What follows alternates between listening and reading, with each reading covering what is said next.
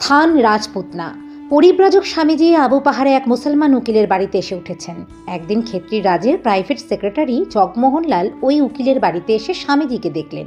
স্বামীজিকে তিনি প্রশ্ন করলেন, আপনি তো হিন্দু সাধু, আপনি মুসলমানের বাড়িতে আছেন কি করে? জাতপাত ধর্মীয় ভেদাভেদের ইঙ্গিত মাত্র স্বামীজির কাছে অসহ্য ছিল। তিনি গর্জে উঠলেন, আপনি বলছেন কি? আমি তো সন্ন্যাসী।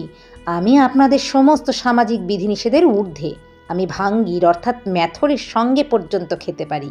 ভগবান অপরাধ নেবেন সে ভয় আমার নেই, কেননা এটা ভগবানের অনুমোদিত। শাস্ত্রের দিক থেকেও আমার ভয় নেই, কেননা শাস্ত্রে এটা অনুমোদিত।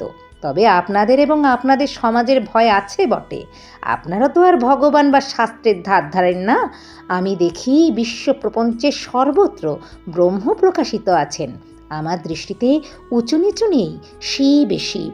স্বামীজির কথায় ও ভঙ্গিতে জগমোহনলাল মুগ্ধ হলেন।